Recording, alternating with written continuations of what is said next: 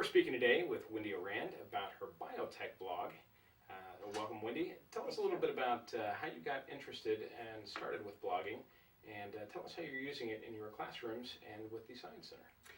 Well, I got started probably through the TRC grant, going to some state trainings about a year ago. They really started talking a lot about blogging and some different sites, some safe sites to use with students and in the classroom. And we did a little bit of it at the trainings, but it really wasn't until this year that I really kind of got into it, not only with the TRC classrooms, but as well with the Science Center. Mm-hmm. And what kind of responses are you getting from teachers and from students alike? The students love blogging. They love to be able to communicate their results with their peers. They love to read their peers' comments that they've posted, and the teachers love it as well. Most classrooms already have some sort of journaling system going on, whether it's once a week they write something to their teacher or responding to what they've read. And so this has just allowed the teachers to do it in a more unique way and save some paperwork and some grading. So define blogging a little bit for those that might be watching that aren't familiar enough with it. What is blogging exactly? The way I explain it to my students and those who haven't heard of it before, I just kind of explain to them that it's a lot like journaling. It's kind of like an online journaling system. I can communicate with the students or teachers. I can communicate with them by them just going to my blog site, reading what I've posted, and then they just respond back to me. Like I said, the students have loved it so far. Some of them have even set up their own blog sites to talk about Friday night's basketball game or what have you, to communicate with each other. And how much does blogging cost? Well, it's free. So that's the best part. The site is free. The particular site that I'm using, it's pretty safe too, as well as far as students' comments getting posted to the internet.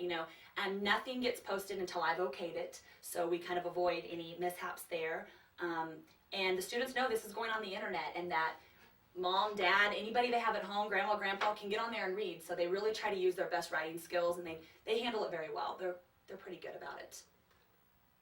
Talk a little bit about how teachers are using it, or are teachers using it right now? Yes, my TRC classrooms, I have 4 that I work with. I've set all of my teachers up with their own blog site. So like I said, they're using it to communicate with their students.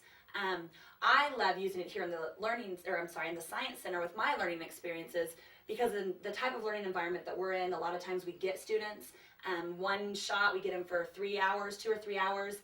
They go home and we may never see them again. And so we don't get a lot of feedback on the day before they go always, especially if they've set up experiments to take home with them. Sometimes, we don't get to hear how those experiments turn out. So this has been a great communication tool for me to use with my Science Center programs as well. So when they actually come here and go through the biotechnology, how does that transfer to, how do they get back home and get on the blog or school?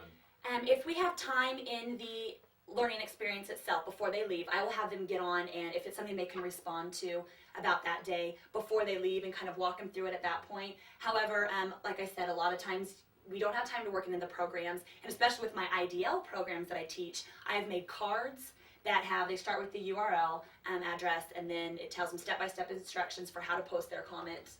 And so they can use this. I give them those cards even actually if they do post here, so they can take home and show mom, dad, like I said, grandma, grandpa, whoever's at home, how to get on and read what they've written.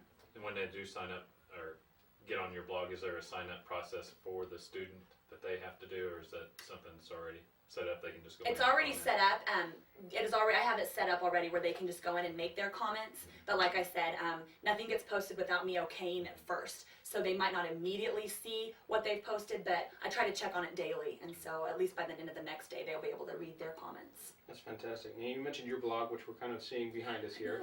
Okay. For those that are watching that are interested in reviewing that, what is the address to that? The address is biotechblogging.blogspot.com, and I'll stress no www on that. And you can go there, and pretty much if you want to just get on there and log on and read some students' comments and what's been going on in the Science Center, you don't really need a membership. You don't need anything to read. So get on there and check it out. Fantastic. And for those that are watching that maybe want to try blogging and don't want to go the route of Blogger, Greenbush has its own blogs. I believe it's Darren. Yeah, it's blogs.greenbush.us. And if you want any information in regards to that, you can certainly email Wendi at wendi.orand@greenbush.org to see how she's using it, or contact Rich White at rich.white@greenbush.org. Thank you, Wendi, for being here. Thanks for having me.